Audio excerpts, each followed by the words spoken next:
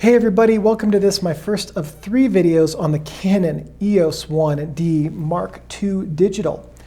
I mean, it's got a D, we know it's digital. Anyway, this is a professional level, or, well, I guess even now it would still constitute a professional level camera, although not up to the specs of what modern ones do, but is an interchangeable lens digital SLR. What that means is it's digital. Obviously, it has a digital sensor. Interchangeable lenses mean that it can have the lenses changed at any time, except when you're taking a photo, without affecting the images. And SLR means it has a single lens on the front. The light passes through here to a reflex mirror up to the pentaprism and to the viewfinder eyepiece so that you can see the image right up until the moment when it is taken. It has a 1.3x crop factor sensor with 8.2 megapixels. The frame rate is 8.5 frames per second with 40 JPEG and 20 RAW frames that it can hold in the buffer. It has an ISO or sensitivity range of 100 to 1600, which is expandable to 50 to 3200 if you include the high and low. With a camera of this age, I would not include the high, but shooting it at 50 can give you a little bit less noise. And really pushing this much beyond about 400, given the age, is really going to be asking a lot from the camera. You could probably get it to 800. Has no video recording capabilities. Shutter speeds of 30 seconds to 1/8,000th of a second and bulb. The viewfinder has 0.72x magnification and 100% frame coverage. What that means is that what you see in the viewfinder is 72% of the size of what will be on the sensor, and what you see in the viewfinder will end up on the sensor. It has interchangeable focusing screens with 9 types. The standard was the EC-C3, which you only need to know if you are going to be adjusting your settings, which we'll see in video 3, to adjust your focusing screen. And then the flash sync speed is 1/250th of a second. The target market for this camera was the professional user. The 1 is always Canon's designation of their top tier camera. All the name variations, D, DS, DX, whatever it is, Mark II, Mark III, Mark IV, are simply progressions and capabilities indicators. This is built exceedingly well. It's one of the most solid cameras I've ever held. It's up there, very near the top. Once you get to a point with professional level cameras, they are all super, super solid. It also has none of the silly nonsense that lower tier cameras include. So this is really just focus built for the professional user. Any of the frankly BS functions are not included. So if you are looking to get into digital photography with an inexpensive older SLR that has just basic functions that you can use, honestly, it's a good choice because the extraneous confusing stuff is eliminated. So anyway, this is built by Canon in Japan from 2004 to 2005. It was preceded by the 1D. It was concurrent with the 1DS, 1DS Mark II, 5D, 10D, 20D, 300D, 350D, and 400D. Those 3-digit ones had different names in the North American market. I don't remember what they are. It was followed by the 1D Mark IIN and the 1D Mark III. This, I believe, if I remember correctly, is actually a 1D Mark IIN. Yes, it is. But the majority of what we're going to talk about in these 3 videos applies to both of them. There are only a handful of minor changes, and I'll point them out when we get to them. So as we do, let's go over the camera's features and functions. We're going to start here on the top.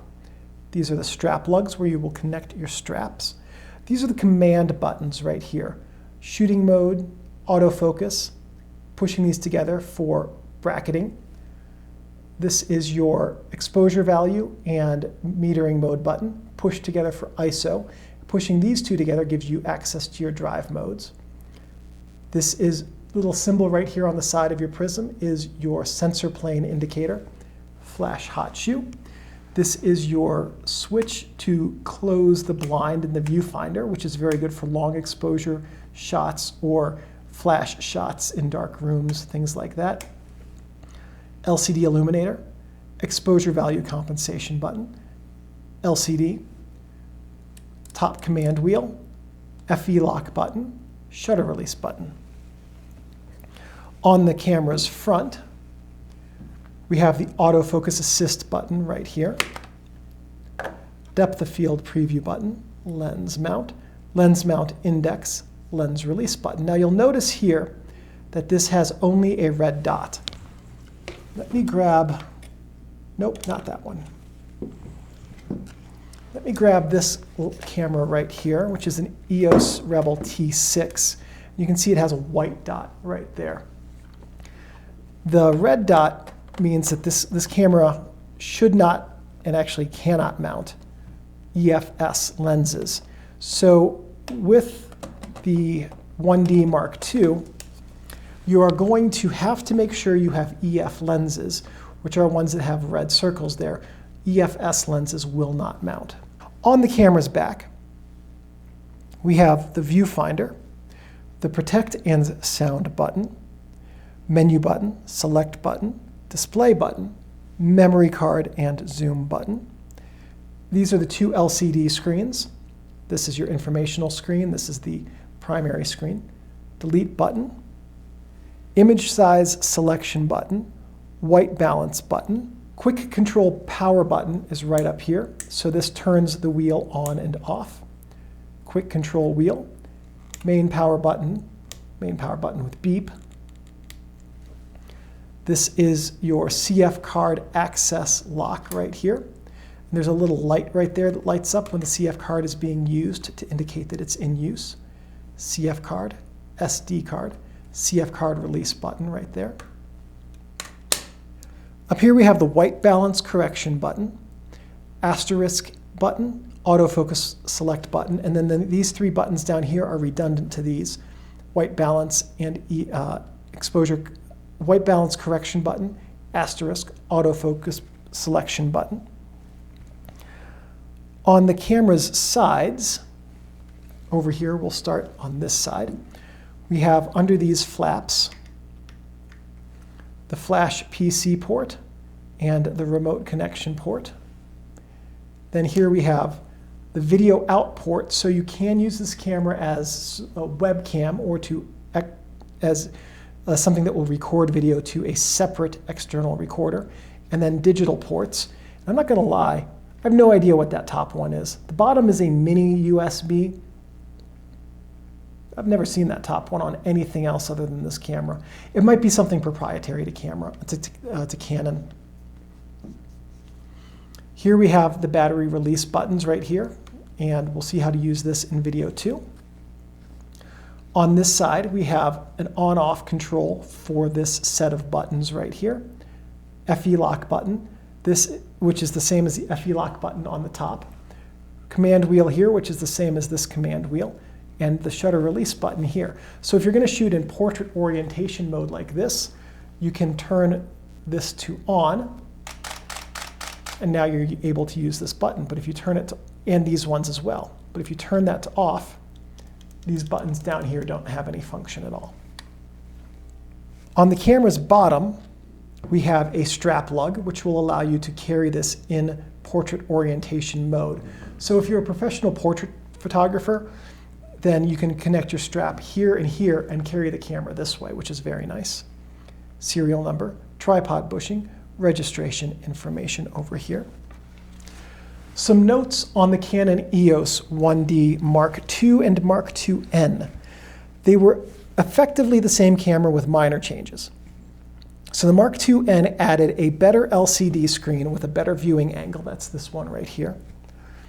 And that it also had a better buffer, which allows for 48 JPEGs and 22 RAW files. I know that's 10% more, but I'll tell you right now, I know this is a Mark IIN. It only does 21 files in RAW. A huge complaint on mine. Complete failure. Just kidding. I mean, look, it's an old camera. The fact that it can do 20 photos in its buffer is pretty impressive.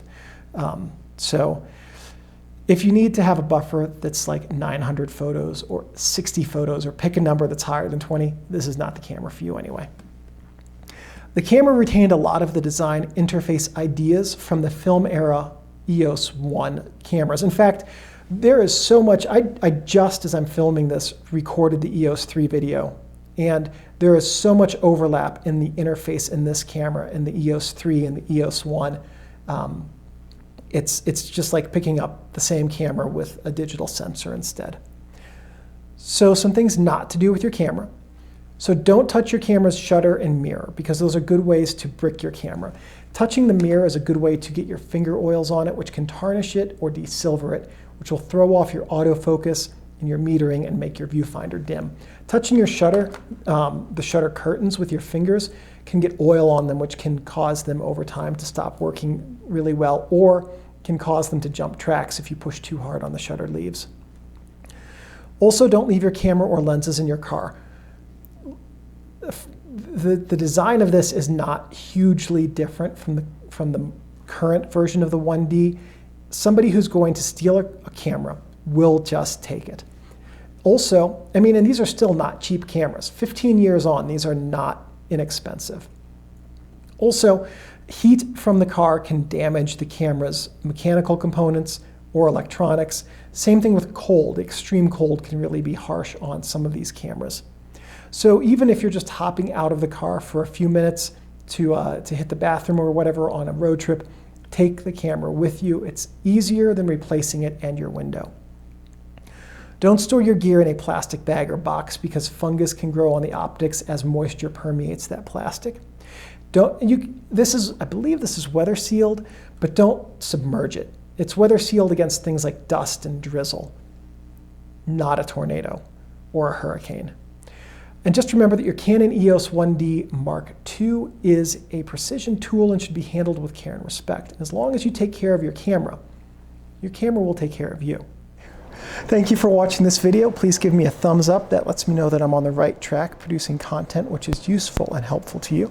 If you have any questions or comments, please leave those in the comments section below. I'm pretty good about checking these every couple of days and answering questions. If you have any suggestions or ideas for future videos, and if I have the technical know-how and equipment, I'm more than happy to make those. One last thing, thank you everyone for watching, and I'll see you in the next video. I gotta get up, Steinbeck. I have to turn off the camera.